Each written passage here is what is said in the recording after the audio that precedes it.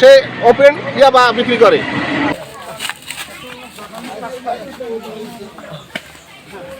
এই রাসেল সর্দার ওরূপে আউলিয়া রাসেল, দক্ষিণ কটকস্থল তাদের বাড়ি। তার পিতার নাম মিজান সর্দার। দীর্ঘদিন এই মাদকের সাথে জড়িত এবং মাদকের একজন ডন বলা চলে, বড় ধরনের মাদক।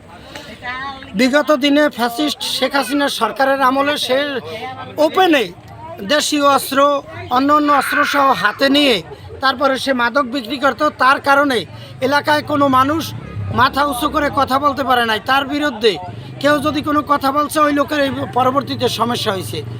এই কিছুদিন আগেও আমি ওকে আমার বাসায় ডাইকা এনে বলছি যে তুমি এই ধরনের কোনো এই মাদকের সাথে এখনও জড়িত আছো কিনা, বলছে যে না আমি নাই।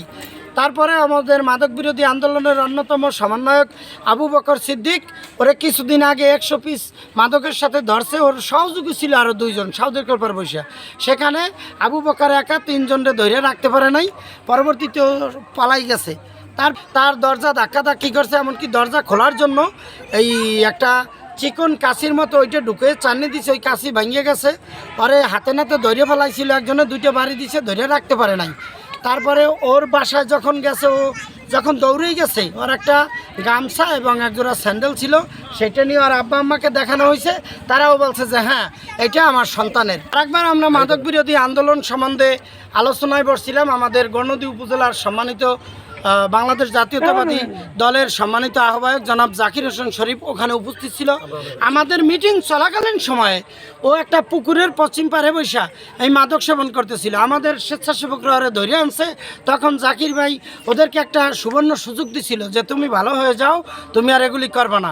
তারপরে দেখেন ও কন্টিনিউ করতেছে এবং ও আমাদের এলাকার জন্য একটা আতঙ্ক, বিশেষ করে মা বোনেরা ওর ব্যাপারে অত্যন্ত আতঙ্কিত।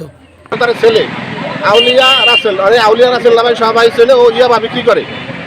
আমি ধরার পর 110 পিস মাল সহ ধরার পর আমি মোটরসাইকেলে উঠাই, আমার এই মোটরসাইকেল থেকে পালিয়ে যায়। আমি আজ 10 দিন পর আমি তাকে আজকে দিন হাতে নাতে ধরতে পারি। আমি ধরিয়া আমি থানা পুলিশে আমি টেলিফোন করি, তারা আইসা তাকে নিয়ে যায় থানায়।